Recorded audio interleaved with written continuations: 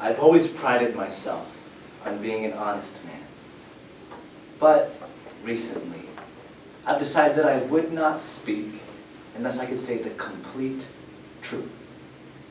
This has made it oh so much harder to talk about things that are important to me. Samantha, I wouldn't change a thing about our prom night. Not even my ridiculous powder blue tuxedo. But I have spent so many wishing that we could have had a different ending. I lost track of the number of times I called you crazy, and every time I did, I was so of myself. Do you remember what you said to me the night we sat and watched the meteor shower, and you put my hand on your left breast and you offered me? I still can't. All I could say was, Helen Keller once wrote, "There's beauty in everything, even darkness and silence." And these three poems, Silence by Jared Singer, Beethoven by Shane Coixon, Demare's Opus by Joshua Bennett, we see the power and the use of silence. Silence is truth. Silence is sound. Silence is perfection. Dad, you are the I have ever met. Thank you. If it wasn't for you, I wouldn't be half the I am today. Do you remember what you said to me the first time I came home with a broken arm? You said, "Jared, why don't you just..." And I did, Dad. I have spent the rest of my life trying to... If I ever have kids, I'll teach them one thing. I'll teach them. It'll be because of you, Dad. I am so... of you. The first woman to tell me that I was the only short guy she ever wanted. I could only say... And to think I almost married her. But by the third woman tell me that I was the only short guy she ever wanted, I knew to say. I think a lot about the other women, but the ones who didn't tell me why they wanted to take me. I know that if they did, they'd say, and I just want you all to know, the thing about the complete truth is that it is so rarely one thing. I just want to leave room for all of the answers while still being an honest man.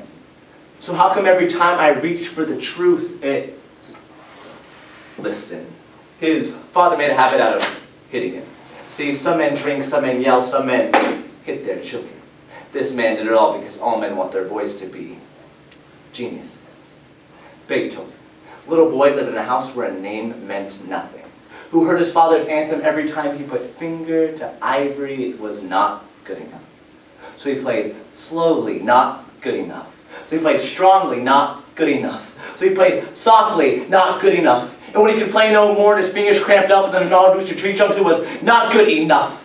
Beethoven, a musician without his most precious tool, his eardrums could no longer pound out the rhythms the symphonies playing in his mind, couldn't hear the audiences clapping, couldn't hear the people loving him, couldn't hear the women in the front row whispering, Beethoven, as let the music invade their nervous system like an armada marching through, firing cannonballs, detonating every molecule in their body into explosions of heavenly sensation, each note leaving track marks over every inch of their body, making them ache for one more hit. He was an addiction. And kings, queens, it didn't matter. The man got down on his knees for no one, but amputated the legs of his piano so he could feel the vibration through the floor. The man got down on his knees for music. And when the orchestras played his symphonies, it was the echoes of his father's anthem repeating itself like a broken record. It was not good enough. So they played slowly, not good enough. So they played softly, not good enough. So they played strongly, not good enough. So they tried to mock the man, making fun of the madness, mimicking the movement, holding their bows a quarter of an inch above the strings, not making a sound. It was perfect. See, the deaf have an intimacy with silence. It's there in their dreams. And the musicians turned to one another, not knowing what to make of the man, trying to calculate the distance between madness and genius, knowing that Beethoven's musical measurements could take you the distances reaching past the towers of Babylon, turning solar systems into symbols that crashed together, that were so loud they shook the constellations until the stars began to fall from the sky, and the entire universe had begun to cry, distance must be an illusion, the man must be a genius. Beethoven, his thoughts moving at the speed of sound, transforming emotion into music. Lilla val val sale di s'amore val mole val sale di sido. For a moment, it was like joy was a tangible thing, like you could touch it. Like for the first time, we could watch love and hate dance together in a waltz of such precision and beauty that we finally understood. The history wasn't important. To know the man, all we ever had to do was listen. Tamara has never listened to hip-hop. Never danced to the rhythm of raindrops or fallen asleep to a chorus of chirping crickets. She's been deaf for as long as I have been alive. And ever since the first time I turned 5, my father said, Joshua, nothing is wrong with Tamara. God just makes some people different. And those 9 letters felt like hammers. So ungracefully, by unholy hands, shattered my stained glass innocence into shards I can never piece back together, or do anything more than sever the tie between my sister and I. I waited, was patient numberless years, anticipating the second her ears would open like lotuses, and allow my sunlight senses to sleep into her insides. Make her remember all those conversations we must have had when God handpicked us to be sibling souls centuries ago. I still remember her 20th birthday.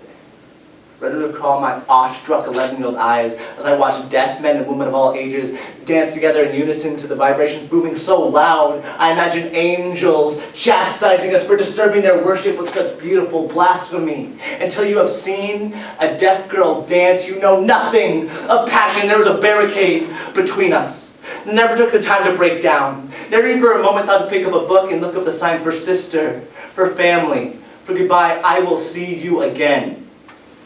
Someday, remember the face of your little brother. It is only now that I see. I was never willing to put in the extra effort to love her properly. So as the only person in my family who was not fluent in sign language, I've decided to take this time to apologize to Mara. I am sorry for my silence, but true love knows no frequency. So I'll use these hands to speak volumes that cannot be contained within the boundaries of sound waves. I will shout at the top of my fingertips until these digits dance relay mental messages directly to your soul.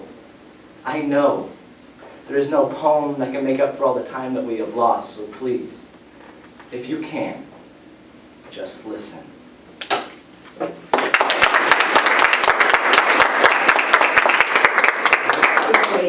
Wait.